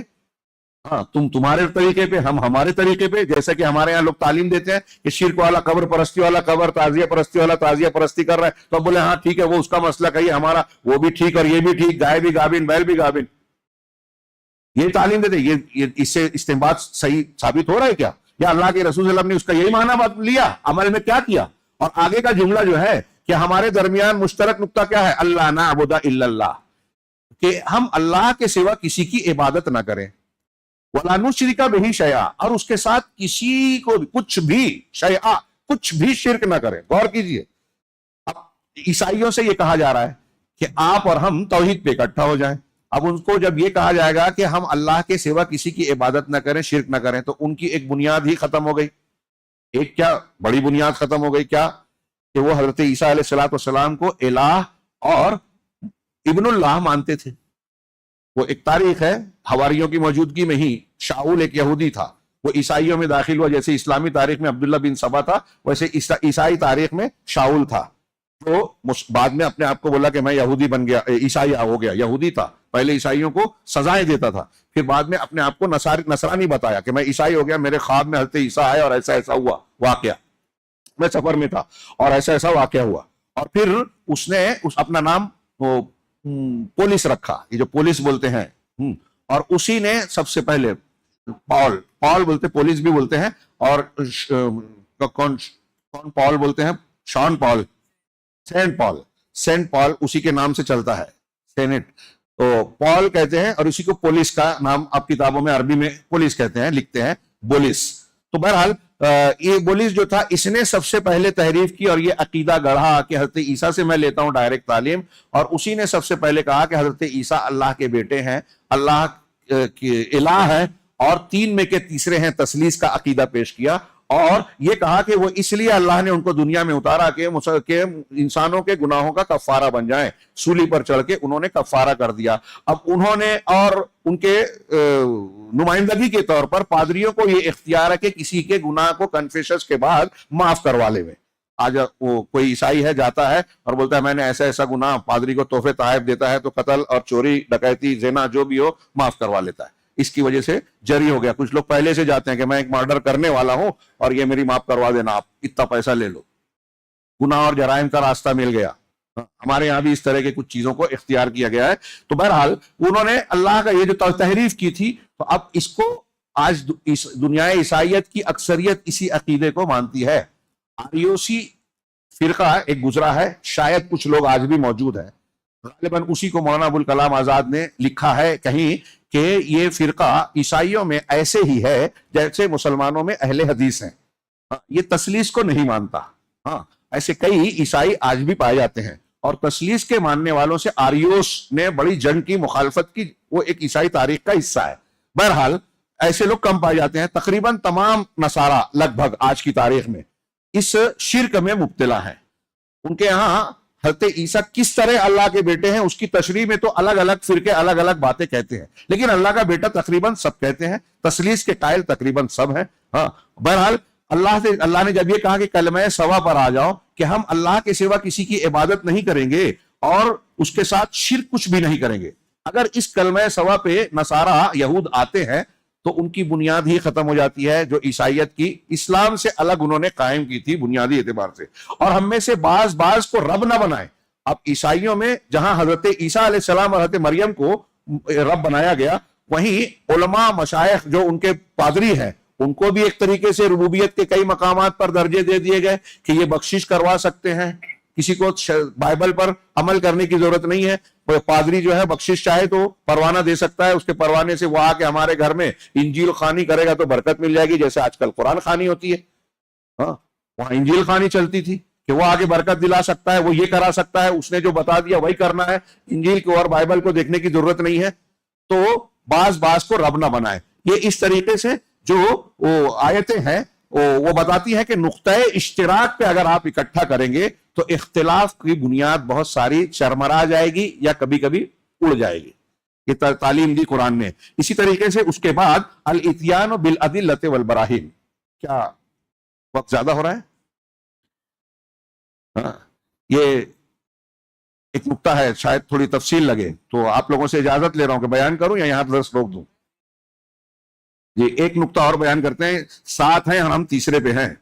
ہاں، تیسرے پہ ہیں، اور یہ تیسرا کئی قسم کی دلیلوں کا میں صرف اختصار کے ساتھ اشارہ کروں گا کہ الاتیان بالادلۃ والبراہین، یعنی قرآن نے ان صورتوں میں اب جب گفتگو کر رہے ہیں تو ہمیں سامنے والے کو دلائل سے قائل کرانا ہوگا، پروف دینا ہوگا۔ یہ سائنٹیفک طریقہ قرآن نے 1400 سال پہلے بتایا کہ ہم بس میں مانتا ہوں، میرے ابا بولتے تھے اور یہ کافی ہے۔ بہت سے لوگ ایسی چیزیں مانتے ہیں، لیکن اسلام نے کہا کہ اگر کوئی چیز آپ کو ماننا ہے یا منوانا ہے تو پروف دیجئے۔ یہ سائنٹیفک طریقہ، دلیل کا طریقہ، چنانچہ دلائل کا بیان کرنا۔ آیت نمبر 59، 65، 66، 67 اور 89 اور 80، ان آیتوں کو دیکھیے تو اس میں اللہ تبارک و تعالیٰ نے عیسائیوں سے گفتگو کرتے ہوئے مسلمانوں کے سامنے ایسی دلیلیں دی ہیں کہ اگر غور کرے تو ایک عیسائی کو اس کا قائل ہونا پڑے گا۔ مثال کے طور پہ پہلے اللہ تبارک و تعالیٰ نے کہا ان مثل عیسیٰ عند اللہ کمثل آدم خلقہ من تراب ثم قال له کن فیکون۔ تم اللہ کا بیٹا مانتے ہو حضرت عیسیٰ کو، کیوں مانتے ہو؟ اس لیے کہ حضرت عیسیٰ علیہ الصلوۃ والسلام بغیر باپ کے پیدا ہوئے مریم عذرا سے. وہ مریم جو کنواری تھی، وہ مریم جو پاکیزہ تھی، بالکل صحیح بات ہے، وہ ان کو کسی مرد نے چھوا نہیں، پھر بھی بچے کی ولادت ہو گئی. تو اب عیسائیوں نے کہا کہ اللہ تعالیٰ کے بیٹے تھے، اور اس کی تشریح کہ اللہ نے اپنے آپ کو ان میں ڈالا اور اس طرح کیا اور وہ ہوا. کچھ لوگ کہتے ہیں نہیں، وہ انسان کی شکل میں پیدا ہوئے، لیکن اللہ کی روحانیت، اللہ کی لاہوتیت ان کے اندر بعد میں آئی، اللہ نے انہیں اپنا بیٹا بنایا. کچھ لوگ کہتے ہیں، اور کچھ کہتے ہیں کہ بیٹا پیدا کیا، بنانا بعد میں، پیدا ہوا پہلے اسے پیٹ میں حضرت جبرائیل نے اللہ کی روح پھونک دی. وہ یہ کہتے ہیں کہ جو بھی ان کے یہاں تشریح ہو. بہرحال تو اللہ تبارک و تعالیٰ نے ان کا یہ رد کیا کہ آپ اس لیے حضرت عیسیٰ کے بارے میں اس دھوکے میں پڑ گئے کہ وہ بغیر باپ کے پیدا ہوئے. تو اگر بغیر باپ کے پیدا ہونے کی وجہ سے آپ کے ذہن و دماغ میں یہ آتا ہے کہ عیسیٰ علیہ السلام اللہ کے بیٹے ہیں، تو بتائیے کہ حضرت آدم علیہ السلام کی مثال سامنے رکھیے. ان کے تو صرف باپ ہی کا نہ موجود نہیں تھے، بلکہ ماں بھی نہیں ہے، نہ باپ اور نہ ماں. اللہ نے کہا کہ عیسیٰ کی مثال اللہ کے یہاں آدم کی طرح ہے. اللہ نے ان کو پیدا کیا، بنایا ان کا مجسمہ پتلا جو بھی، اور پھر کہا ثم قال له کن فیکن، تو اللہ نے کہا ہو جا، ہو گیا. اب باپ نہ ہونے کی وجہ سے اگر آپ یہ مان رہے ہو تو حضرت آدم کو مانے، اور پھر حضرت آدم علیہ السلام سے حوا کو پیدا کیا. اب حضرت آدم علیہ السلام کا اس وقت تو کوئی جوڑا نہیں تھا، خود حوا جوڑا بنی نا، ہماری ماں. تو اب حضرت حوا کی ولادت کیسے ہوئی؟ اگر آدم علیہ السلام کے جز کو بھی مانے تو آپ باپ کی حیثیت سے بولو گے یا کیا بولو گے؟ لیکن وہاں کوئی مادہ یا ماں نہیں ہے. تو حضرت آدم اور حضرت حوا وہ بھی تو اسی طرح پیدا ہوئے. اللہ تعالیٰ نے کتنی زبردست دلیل دی ہے کہ اگر آپ بغیر باپ کے پیدا ہونے کو دلیل بنا رہے ہو تو آدم علیہ السلام کو اس سے پہلے ماننا چاہیے آپ کو کہ اللہ نے ان کو کہا. اور جب اللہ نے بغیر ماں باپ کے آدم کو پیدا کیا تو حضرت عیسیٰ کو بغیر باپ کے پیدا کر دینا کون سی بڑی بات ہے؟ یہ کوئی ایسی بات نہیں ہے جس کی بنیاد پر آپ حضرت عیسیٰ کو اللہ سے ملا دو، یا نعوذ باللہ اللہ کا بیٹا کہو یا الہ کہو. یہ اللہ کے بندے ہیں، دوسرے انسانوں کی طرح انسان ہے. یہ الگ بات ہے کہ اللہ کی روح اور اللہ کا کلمہ اس لیے کہا جاتا ہے کہ عام دھرے اور جو معمول ہے اس سے ہٹ کے اللہ تبارک و تعالیٰ نے بغیر باپ کے انہیں پیدا کیا. ہم بھی اللہ کی روح سے ہی پیدا ہوئے، جو اللہ کی پیدا کی ہوئی روح ہے. اللہ نے فرشتے کو حکم دیا، وہ روح ڈالی گئی ہماری ماں کے پیٹ میں، تو ہم پیدا ہوئے. آپ اور ہم سب اللہ کی روح ہیں، مخلوق اللہ کی روح جو ہے، آپ اور سب اللہ کے کلمے سے پیدا ہوئے. اللہ نے کہا ہو جا تو ہو گئے. لیکن حضرت عیسیٰ کو ایک خصوصیت ہے، اس لیے ان کو کلمۃ اللہ، روح اللہ کہا جاتا ہے. ایک بات اور، پھر حضرت عیسیٰ علیہ السلام کی تو ماں تھی، آدم علیہ السلام کے تو نہ ماں تھا نہ باپ تھے، اللہ کے پیدا کرنے سے ہوئے. تو ان کے بارے میں آپ کیوں نہیں کہتے کہ اللہ تعالیٰ کے بیٹے ہیں یا الہ ہے؟ جب وہ نہیں ہے تو یہ بھی نہیں ہے، یہ بھی نہیں ہے اور وہ بھی نہیں ہے. یہ ایک مسکت جواب، ایک دلیل دی اللہ نے. ایک دوسری دلیل کہ اگر آپ کہتے ہو تو اس دلیل کے پہلو کو دیکھیے کہ اللہ نے کہا قل آمنا باللہ وما انزل علینا وما انزل علی ابراہیم و اسماعیل و اسحاق و یعقوب والاسباط وما اوتی موسیٰ و عیسیٰ والنبیون من ربہم لا نفرق بین احد منہم. یہ ایک دلیل کا ایک پہلو ہے، باقاعدہ ایک کتاب لکھ سکتے ہیں کہ آپ مانتے ہو حضرت عیسیٰ کو. حضرت عیسیٰ کو جو مانتا ہے لا محالہ وہ حضرت موسیٰ کو بھی مانتا ہے. ان سے پہلے کے انبیاء برحق جو تھے، حضرت یوسف علیہ السلام، حضرت اسحاق، اسماعیل، حضرت ابراہیم علیہ السلام، ان کو بھی مانتا ہے. اب اللہ تعالیٰ نے کہا کہ اگر ان انبیاء کو مانتے ہو تو ان کی تعلیمات کو دیکھو، جائزہ لو، اور ان کی شان پر پرکھ کے محمد صلی اللہ علیہ وسلم جو تعلیمات لائے ہیں، جو نبوت ان کے پاس ہے، ان کے پاس جو کتاب ہے، جو شریعت ہے، اس کا کمپیریزن کر لو، موازنہ کر لو. یہ نبوتوں کا سلسلہ جڑا ہوا ہے، ایک دوسرے کی تکمیل کر رہے ہیں، ایک دوسرے کی تصدیق کر رہے ہیں. حضرت ابراہیم نے ان کی دعا دی، حضرت عیسیٰ علیہ السلام نے ان کی پیشن گوئی فرمائی کہ ایسے ایسے نبی آنے والے ہیں. حضرت موسیٰ نے ان کی نشانیاں بتائیں. اب آپ اگر پچھلی نبوتوں کو مانتے ہیں تو انہیں بھی مانو. اور مسلمان جب اللہ کے نبی صلی اللہ علیہ وسلم کو نبی مان رہے ہیں، ہم اسلام کو قبول کر رہے ہیں، قرآن والے اور محمد صلی اللہ علیہ وسلم والے، تو ہمارا کوئی دین ایسا نہیں ہے کہ ہم تم جن انبیاء کو مانتے ہیں ان کا انکار کر رہے ہیں. نہیں، ہم ابراہیم، اسماعیل، اسحاق اور ان کے بعد یعقوب اور موسیٰ اور عیسیٰ علیہ السلام، ان تمام کو انبیاء برحق مانتے ہیں اور ان کی شریعت کو بھی سچی شریعت مانتے ہیں. یہ الگ بات ہے کہ اب ان کی شریعت منسوخ ہو گئی. یہ دلیل کے یا محمد صلی اللہ علیہ وسلم کے اسلام کے سچا دین اور سچی کتاب قرآن کے ہونے کی بہت بڑی دلیل ہے کئی پہلو سے. میں بہت مختصر کہہ رہا ہوں. تو یہ اللہ تعالیٰ نے ایک دلیل کا پہلو یہ بتایا کہ ہمارا ایمان ابراہیم اسماعیل ہے، ان کی شریعت پر بھی ہے، تو ان کو ماننے سے ہمارا ان کا ماننا ٹکراتا نہیں ہے، اور ان میں سے کسی ایک کو نہ ماننا سب کا انکار کرنا ہے۔ اور آپ محمد رسول اللہ صلی اللہ علیہ وسلم کا انکار جب کر رہے ہو تو تمہارا یہ دعویٰ غلط ہے کہ تم عیسائی ہو، حضرت عیسیٰ کو بھی آپ نہیں مان رہے ہو۔ اگر حضرت عیسیٰ علیہ السلام پر ایمان ہے تو آپ کو توریت انجیل بھی ماننا پڑے گا، اور انجیل اور حضرت عیسیٰ علیہ السلام کی باتیں قرآن اور محمد صلی اللہ علیہ وسلم کی تصدیق کر رہی ہیں، مصدقا لما بین یدیہ، قرآن نے بار بار۔ اس لیے دنیا کے عیسائی اگر سچے معنوں میں انجیل پر ایمان لے آئے، انجیل کو مان لے، تو محمد صلی اللہ علیہ وسلم اور قرآن کو ماننا پڑے گا۔ یہ ایک دوسرا پہلو دلیل کا ہے۔ ایک تیسرا پہلو، اللہ تبارک و تعالیٰ نے ان سے کہا، ایک آیت نمبر 61 میں اللہ تعالیٰ نے ذکر کیا، نبی کریم صلی اللہ علیہ وسلم کو حکم دیا کہ آپ اگر یہ نہیں مانتے ہیں تو ان سے کہیے کہ آؤ تم اپنے بال بچوں کو لاؤ، ہم اپنے بال بچوں کو، اپنے نفس کو، اپنے بال بچوں کو پیش کرتے ہیں، بیویوں کو، بچوں کو بلائیں، اور پھر نبتہل، قسم کھائیں، مباہلہ کریں، قسم کھائیں کہ ہم میں سے جو سچا ہے اور جو غلط، ایک حق ہے ایک باطل، تو جو سچا ہے وہ قائم رہے اور جو باطل ہے اس پر اللہ کی لعنت ہو، ہم لعنت والا معاملہ کریں۔ ایک شکل یہ ہے کہ آپ دلیل سمجھ میں نہیں آ رہی ہے یا حد دھرمی ہے، مان نہیں رہے ہو، تو اب اللہ کو آپ بھی مانتے ہو، ہم بھی مانتے ہیں، وہ پروردگار ہے، دین اور راستہ دکھانے والا وہی ہے۔ اب میں کہہ رہا ہوں کہ میں سچا ہوں، آپ کہہ رہے ہو کہ آپ سچے ہیں، آپ میری بات نہیں مان رہے ہو، میں آپ کی نہیں مان رہا ہوں، تو کوئی ایک تو حد دھرمی کر رہا ہے، اب نہیں مان رہا ہے، نہیں ثابت ہو رہا ہے، تو چلیے اللہ کے جناب میں دونوں مل کر بددعا کرتے ہیں، اس شخص پر مباہلہ کرتے ہیں، اس شخص پر یہ کہ جو باطل ہو۔ اللہ تعالیٰ نے آیت مباہلہ کہتے ہیں اس کو، کیا ہے؟ تعالو قل ندعو ابناءنا وابناءکم، پھر آخر میں ثم نبتہل فنجعل لعنۃ اللہ علی الکاذبین۔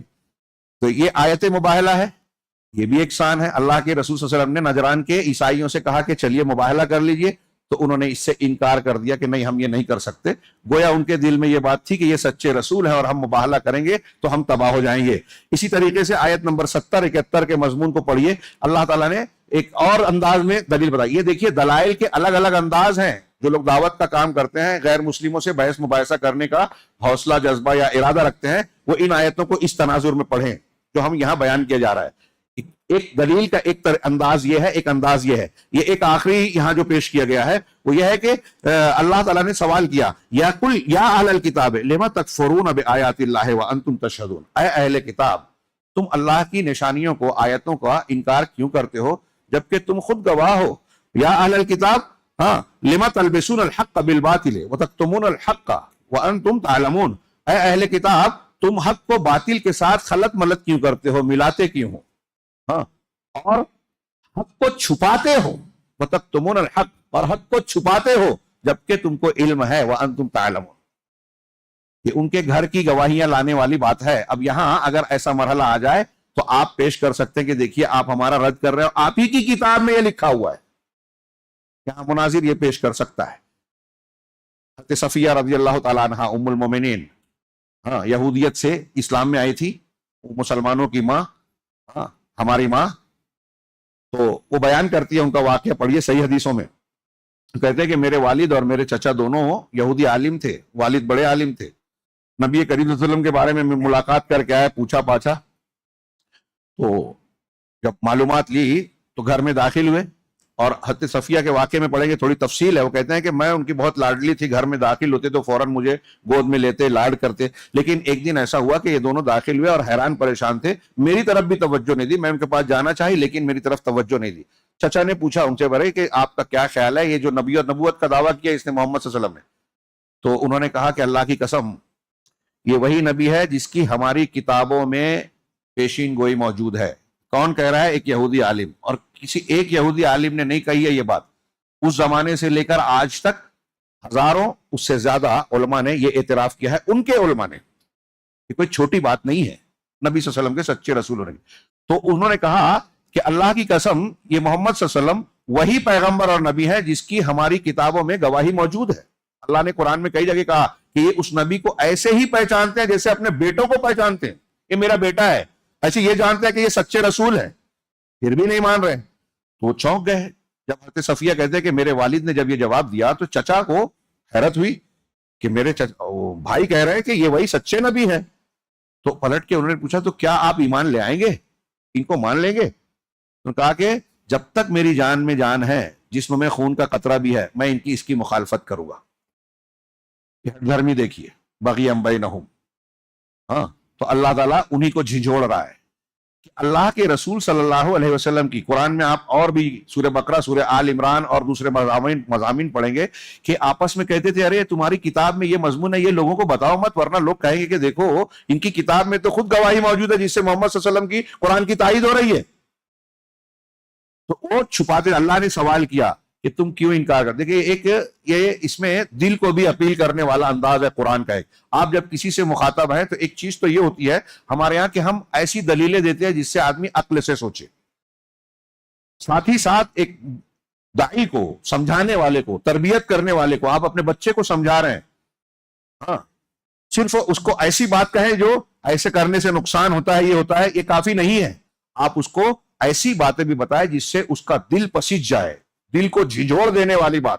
قرآن کا یہ طریقہ ہے کہ ایک طرف عقلی دلیلیں بھی قرآن دیتا ہے اور قیامت کی, عذاب کی ایسی باتیں بھی بیان کرتا ہے جس سے انسان کا دل لرز جائے. یعنی ذہنی بات, عقلی بات اور جذباتی بات, دونوں, انسان دونوں کا مجموعہ ہے, دونوں کو نظر انداز نہیں کر سکتے, لیکن دونوں میں افراط و تفرید بھی نہیں ہونی چاہیے, اعتدال ہونا چاہیے. بہرحال اللہ رب العالمین نے جو سوال کیا اس میں انداز دیکھیے, خیر خواہی کا ہے, سمجھانے کا ہے, ان کے دل کو جھنجھوڑنے کا ہے کہ اے اہل کتاب, تم اہل کتاب و اہل کتاب مان رہے ہیں ہم آپ کو, آپ کی نبوت جو تھی وہ سچی تھی لیکن اب بگڑ گئی ہے, شریعت بدل گئی ہے, تم کیوں انکار کر رہے ہو اللہ کی آیتوں کا؟ جس کا تم انکار کر رہے ہو اللہ کی آیتیں ہیں, اور تم خود تحقیق کر لو. جب یہ کہیں گے تو تحقیق کرنے پر وَأَنْتُمْ تَشْهَدُونَ, جبکہ تم شہادت دے رہے ہو, گواہی دیتے ہو. اور یا اہل الکتاب لما تلبسون الحق بالباطل, تمہارے پاس کچھ حق ہے لیکن اس حق کے ساتھ تم باطل کی ملاوٹ کر رہے ہو. آج بہت سے مسلمان ہیں دین کی کچھ حقانیت کو لے لیتے ہیں, بہت سا باطل ملا رہے ہیں, بدعت کا, خرافات کا, فلاں اور فلاں کی بنائی ہوئی چیزوں کا, خود ساختہ اصولوں کا.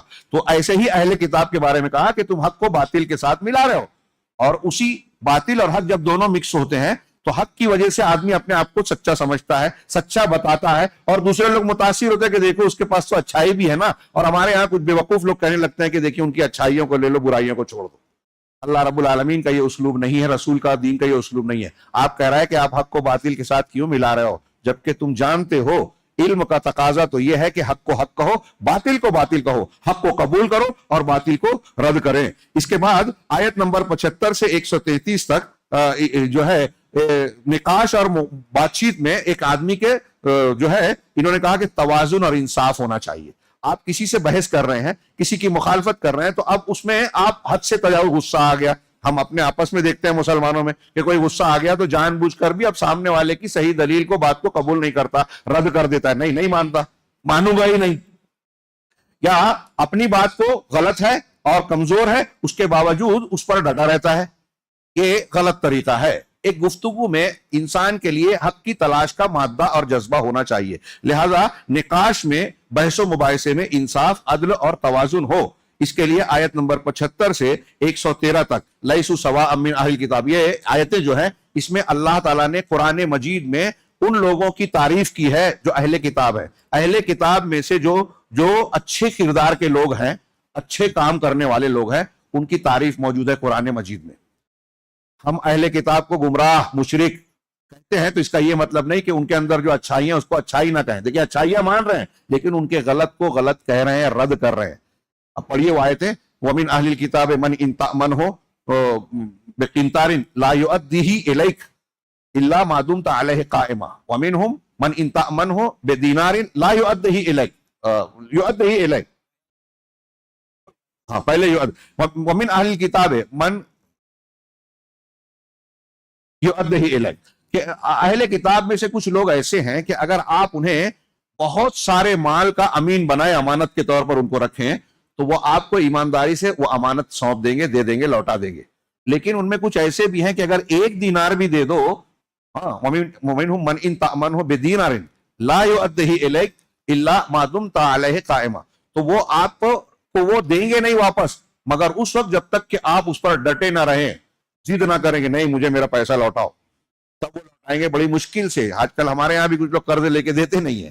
تو اہل کتاب میں جو ایسے ہیں ان کی برائی کر رہے ہیں, اور جو دے دیتے ہیں ایماندار ہیں اللہ نے ان کی تعریف کی. اور آگے کہا کہ جو یہ نہیں دیتے, کیوں نہیں دیتے ہیں, تو کیا کہتے ہیں, وہ کہتے ہیں کہ یہ اس وجہ سے ہے کہ لیس علینا فی الامیین سبیل, کہ امیوں میں, مکہ والوں کو جو ان پڑھ تھے, مدینہ والوں کو یہ یہودی امی کہتے تھے, تو امیوں پر ہم پر کوئی حرج نہیں ہے, سبیل نہیں ہے, مطلب ان کے ساتھ ہم کیسا بھی سلوک کر سکتے ہیں. تورات میں, تلمود میں لوگوں نے بول دیا کہ یہودی غیر یہودی سے کسی طرح کا بھی ظلم کر سکتا ہے. ایسے ہی آپ کو برہمنوں کے یہاں بھی ملے گا, شیعوں کے یہاں بھی ملے گا. بہرحال تو ان لوگوں نے جو یہ اس طرح کی بات کی کہ لیس علینا فی الامیین, اللہ تعالیٰ نے آگے اس کا رد کیا کہ یہ اللہ تبارک و تعالیٰ پر جھوٹ باندھتے ہیں اور ڈرتے نہیں ہیں. اسی طریقے سے اللہ تعالیٰ نے ان آیتوں میں سورہ آل عمران میں بنی اسرائیل کے اہل کتاب کے جو انبیاء ہیں ان کی تعریف کی, اور حضرت مریم علیہ السلام کی تعریف بھی کی. جیسے کہ آیت ہے, ان اللہ اصطفى آدم و نوح و آل ابراہیم و آل عمران علی العالمین, اللہ نے آدم علیہ السلام کو, نوح علیہ السلام کو, آل ابراہیم اور آل ابراہیم اور آل عمران کو تمام جہانوں میں چن لیا, ان کا انتخاب کر لیا. ہاں, اور مریم علیہ السلام کے بارے میں کہا, وَإِذْ قَالَتِ الْمَلَائِكَةُ يَا مَرْيَمُ إِنَّ اللَّهَ اصْطَفَاكِ وَطَهَّرَكِ وَاصْطَفَاكِ عَلَى نِسَاءِ الْعَالَمِينَ, اے مریم اللہ تبارک و تعالیٰ نے آپ کو چن لیا اور آپ کو پاک کر دیا, پاک صاف بنایا, اور ساری دنیا کی عورتوں میں آپ کا انتخاب کر لیا. دنیا کی عورتوں میں آپ کا اونچا مقام ہے. ہاں, یہ اس زمانے کے اعتبار سے کچھ لوگوں نے کہا, اس لیے کہ اللہ کے رسول صلی اللہ علیہ وسلم نے حضرت خدیجہ کو بھی کہا کہ وہ دنیا کی عورتوں میں منتخب عورت ہے. اور بعض حدیثوں میں اللہ کے رسول صلی اللہ علیہ وسلم نے حضرت عائشہ صدیقہ اور بعد میں آسیہ کے بارے میں کہا, جو فرعون کی بیوی تھی, مومنہ تھی, تو کہا کہ یہ 4 عورتیں کامل تھیں, حضرت مریم علیہ السلام, حضرت خدیجہ الکبریٰ رضی اللہ تعالیٰ عنہ, حضرت آسیہ اور حضرت عائشہ صدیقہ رضی اللہ عنہا.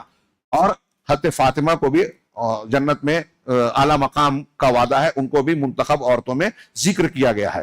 تو گویا حضرت مریم علیہ السلام, اور دیکھیے کہ یہ خاتون ہے, خواتین کا بہت کچھ ذکر ہے. ابھی آج ہم نے قیام اللیل میں سورہ نساء پڑھی. ہاں, قرآن میں آگے جو اس کے بعد والی سورہ ہے سورہ نساء, مردوں کے نام کی کوئی سورہ نہیں ہے لیکن عورتوں کے نام پہ نساء.